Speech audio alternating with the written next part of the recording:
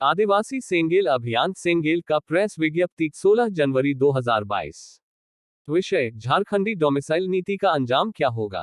1932 के खतियान पर आधारित स्थानीयता नीति का वायदा करने वाला जेएमएम सरकार में 3.5 वर्षों तक काबिज होकर भी अब तक देने में असफल साबित हुआ है।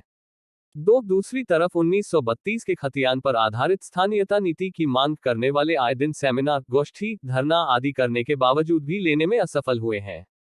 अंततः देने वाले और लेने वालों की असफलता ने झारखंडी जन अर्थात आदिवासी और मूलवासी को बहुत निराश किया है।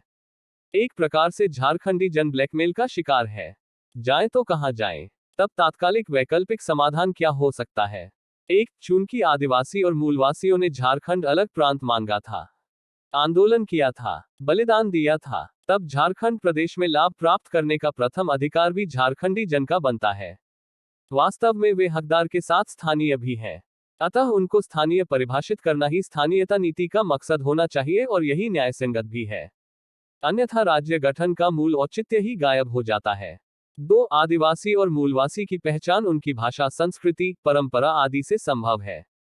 अतः 5 आदिवासी भाषाएं संताली, मुंडारी, हो, खड़िया, कुड़ुख और 4 मूलवासी भाषाएं खोरठा, कुरमाली, नागपुरी, 5 परगनिया की झारखंडी भाषा संस्कृति को स्थापित करते हैं, जो निश्चित स्थानीयता नीति निर्धारण के आधार बिंदु हैं और आदिवासी मूलवासी के अस्तित्व, पहचान और हिस्सेदारी भागीदारी की रक्षा कर सकते हैं।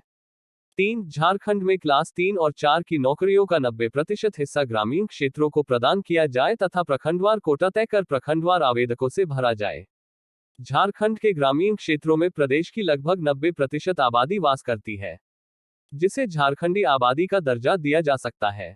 यह वैकल्पिक झारखंडी डोमिसाइल या स्थानीयता नीति का प्रस्ताव भारतीय संविधान के अनुच्छेद 16, 3, 309 और मान्य झारखंड हाईकोर्ट के 27 नवंबर 2002 के फैसले के अनुरूप भी है, जिसमें मान्य झारखंड हाईकोर्ट ने स्थानीय भाषा, संस्कृति और परंपरा आदि को नीति निर्धारण तत्व के अनुरूप अपने फैसले के पारा 9(1), पारा 13 और पारा 55 II में उद्धृत किया है। सालखन मुर्मू, पूर्व सांसद, राष्ट्रीय अध्यक्ष, सेंगेल।